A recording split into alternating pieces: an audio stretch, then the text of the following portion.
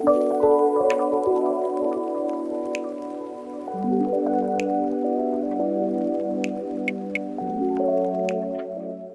everyone, welcome back to another episode of Therapy Reveal. I am your host, Blue, and today we have here with us co-host Paul and Nathan, who is an intern here at MFPI. Hello, hey Blue. Hi Blue, hello everyone who's following Therapy Reveal. And today we have Nate. When were you last time? This is your first time, but when were you last time here with us? And today we'll be sharing a little bit about the issue of homelessness in the future. I hope to pick your brain, share a little bit more about your experiences through the journey as well in this field, as well as for people who are following as well. Yeah. Sounds great, Paul. Super exciting. Yeah. So I do have a few questions in regards to the topic of homelessness and that particular crisis within our community. My first question is, what are some current challenges that you are facing with this homelessness crisis?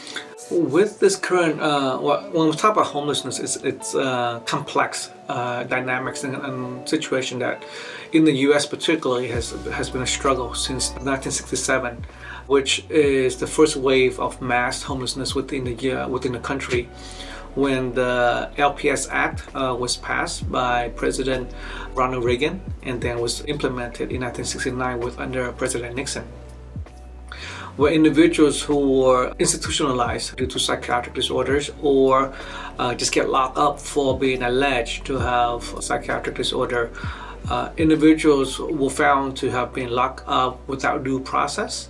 There were a lot of violations of human rights, of abuses, and in general, the quality of care was not there for individuals who were in need of help. Mm-hmm. So that act was passed with the intention of returning the responsibility of caring for those who with chronic psychiatric disorders and addictions to the community or to the local government, the local counties. Unfortunately, with that intention nationwide, when it was passed, there was no planning or infrastructure that was already set up in each of the local communities to receive those who will be released. And so those who were released and those who were experiencing chronic addictions or chronic mental illness, as well as those who did not have mental illness or addiction but were medicated for a long period of time, they start experiencing also impairment, which led them to struggle to adapt and readjust back to society. So they ended up being homeless. So that was the first mass wave of homelessness within the US. Fast forward in 2014, we didn't learn from our history or from our past mistake. With Prop 47, which was passed in 2014 in the state of California, with the intention of addressing overcrowdedness of the prison system. The proposition, once it was passed, it lowered the charges of nonviolent crime, as well as those who were charged with drug possessions or drug use, from a felony charges to a misdemeanor.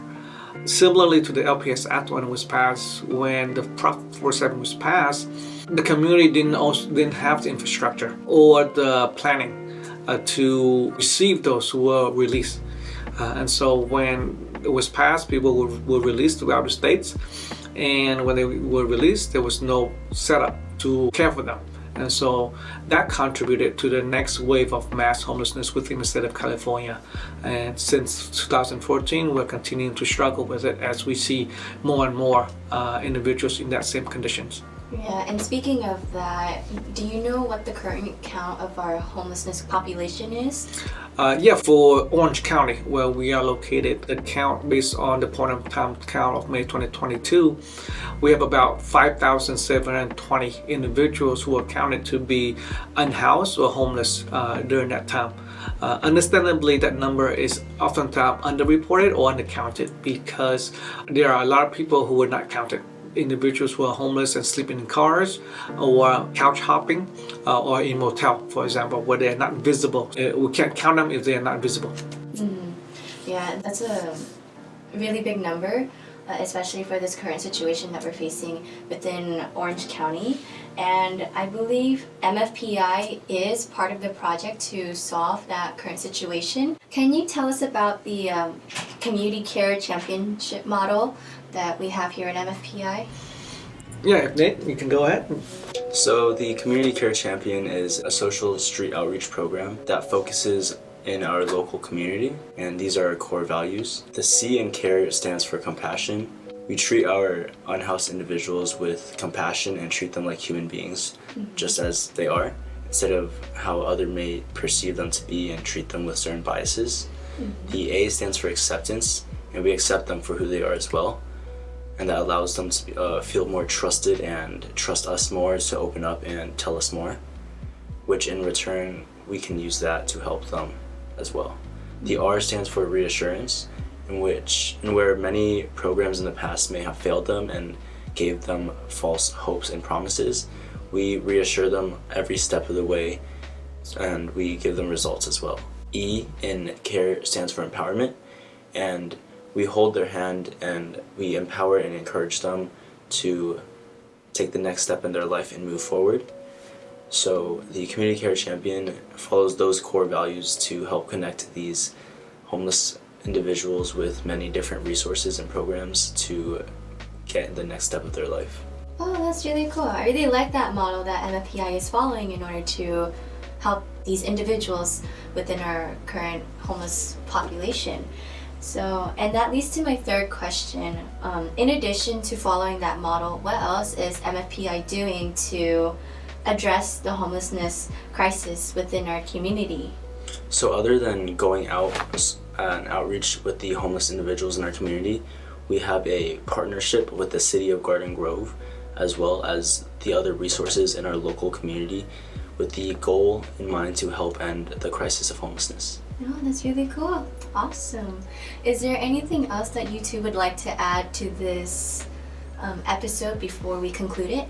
So for those who are watching our show, our podcast, or our Instagram page here, I invite you to be part of the process. Contact your community leaders, religious leaders, or faith-based leaders. Get to know the different agencies, service providers in the community. One is to be able to know the resources in advance to prevent homelessness, so that those who are in need of help, if they happen to come to you or you know someone who needs help, be able to link them in advance to prevent that declines or that the situation where they may become homeless or at risk of homelessness. As well as get involved in the process. Talk about with your legislators when they do create policies. Also look at the planning process, the infrastructure set in place to support the policies or the planning, so that we can learn from our mistakes and not keep repeating developing policies without infrastructure in place first. Yeah, I agree. Thank you, Paul. Thank you, Nathan, for being part of this podcast episode. Guys, keep on the lookout for future episodes to come out, especially during the new year, which is coming up very soon and around the corner. And well, yeah, that's about it for our podcast episode. I hope you guys have a good day and a really good holiday season. And yeah, thanks for watching. Take Bye. care.